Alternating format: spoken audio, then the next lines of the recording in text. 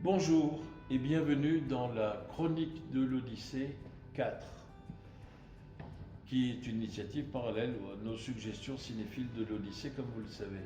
Le titre générique de cette chronique, c'est L'humain d'abord, formidable beau titre. Et aujourd'hui, le titre spécifique, particulier de cette chronique, ça sera Le cinéma autrement. Il y a une très très belle phrase de Bertolt Brecht qui dit: il y a ceux qui vivent et ceux qui sont vécus. Bien sûr, dans le charme du cinéma, d'une certaine manière, nous sommes vécus, puisque le temps d'une projection, nous nous identifions avec des personnages. Mais tout dépend de la manière dont nous vivons le charme de la projection cinéphilique. Soit nous pouvons devenir une espèce de chien pavlovisé qui réagit aux stimuli, effets spéciaux, sexe, action, violence, de montage très dynamique, pour être un réceptacle passif, habitué à la répétition du même, et donc qui, de film en film, s'enlise dans une espèce de routine répétitive. Soit au contraire, nous pouvons vivre ce charme sous la forme d'une gymnastique du regard qui conjugue l'intelligence du cœur avec l'intelligence de l'esprit et nous fait parcourir l'aventure de la découverte. C'est évidemment tout le pari qui est le pari de l'Odyssée, avec une programmation frappée au coin de la devise « Le cinéma autrement ». Il faut bien savoir que dans le cinéma traditionnel, alors évidemment le cinéma autrement, nous n'avons pas pour ambition qu'il se substitue au mode dominant de consommation, de fonctionnement du cinéma. On revendique tout simplement la possibilité d'exister. Parce qu'en réalité, il faut bien savoir que le monde du cinéma, les grands producteurs, les petits producteurs, les films à très gros budget et prétentions commerciales, les films plus expérimentaux, les grands supermarchés de la consommation cinématographique, des salles plus particulières comme celle de l'Odyssée, la magnifique salle, en plus ancienne, une des plus anciennes du monde, toujours en activité dans son cadre d'origine. Eh bien, nous sommes pour qu'il y ait une coexistence entre et une respiration faite d'échanges transversaux entre les uns, les unes et les autres. Ce que je tiens à dire, c'est que c'est comme dans un aquarium. Les gros poissons ont besoin de l'existence de poissons moyens et de petits poissons et vice-versa. Donc, je vais vous donner un exemple. Par exemple, un cinéaste qui aujourd'hui est une valeur sûre, éprouvée, qui fait des films qui rapportent gros, eh bien à un moment donné, il a été peut-être que, et le plus souvent toujours, il n'a été que un cinéaste d'avant-garde qui faisait des films plus expérimentaux et qu'à un moment donné, eh bien, le moment venu, les conditions de l'époque s'y prêtant, eh bien, il fait des films plus populaires.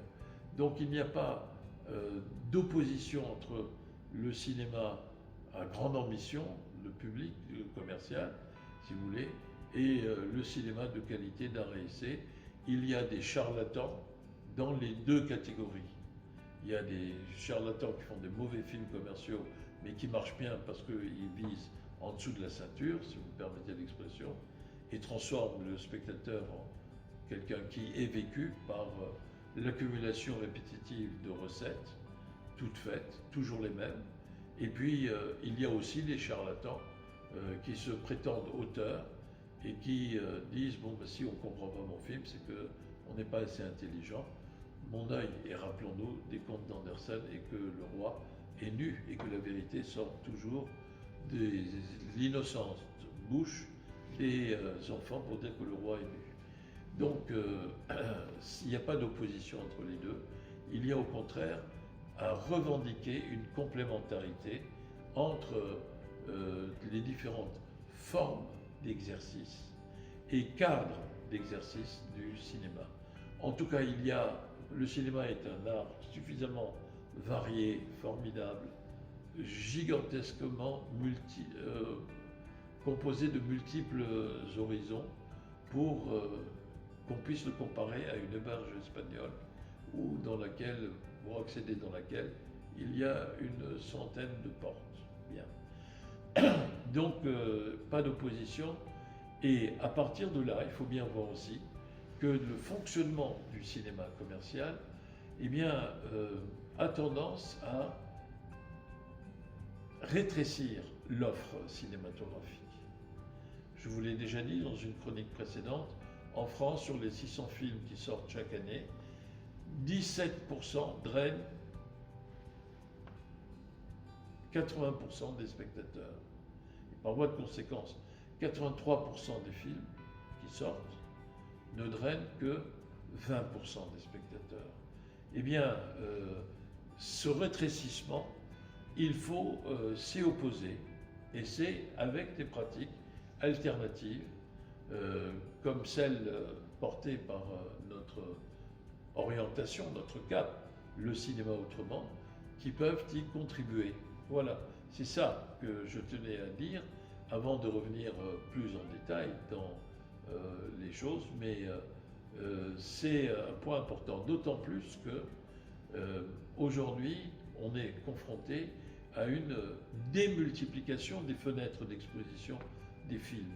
Il n'y a plus seulement la salle de cinéma, qui a d'ailleurs connu une crise, puisqu'au départ c'était des monosalles, qui sont devenues des complexes cinématographiques pour freiner la baisse inexorable de la fréquentation des salles de cinéma, liée à l'apparition de la voiture et à l'apparition d'une drôle de petite boîte qui s'appelle et qui s'appelle toujours la télévision. Donc, il y a eu moins de spectateurs. Pour freiner cette chute, en 1957, en France, par exemple, 460 millions de spectateurs. C'est l'année record. Voilà. Et alors qu'aujourd'hui, quand on fait 200 millions, tout le monde est content. Voilà. En France, de spectateurs, je veux dire, dans les salles de cinéma. Il y a la télévision, il y a eu les VHS et le DVD, il y a Internet, avec toute une série de plateformes, de chaînes thématiques, de plateformes de visionnement, de vidéos à la demande, bref. Et on n'est pas sorti de l'auberge espagnole, c'est déjà bien d'y rentrer, puisque demain on pourra même envisager qu'on puisse voir des films sur le cadran d'une montre. Voilà. Donc des multiplications inexorables liées au progrès de la technologie, des fenêtres d'exposition, avec cependant une particularité qui restera toujours inégalable, qui est celle de la salle de cinéma avec un écran où tout se donne à voir en plus grand que nature. Et donc, pour préserver cet enchantement, eh bien, il faut qu'il y ait une coopération ou cohabitation à tout le moins, et si possible une coopération entre le cinéma grand public et des cinémas alternatifs différents, des modes de pensée, des modes de programmation qui soient différents. La culture, la période de confinement que nous vivons, eh bien, nous a montré que la culture est une dimension indispensable. Il n'y a peut-être jamais eu autant de consommation culturelle, le mot consommation n'était pas le plus joli mot, mais il n'y a jamais eu autant de consommation culturelle qu'à partir du moment où les gens étaient confinés. Et on peut espérer qu'à partir du moment où il y aura un déconfinement, dont les conditions de sécurité sanitaire pour le public et pour les personnels travaillant dans les salles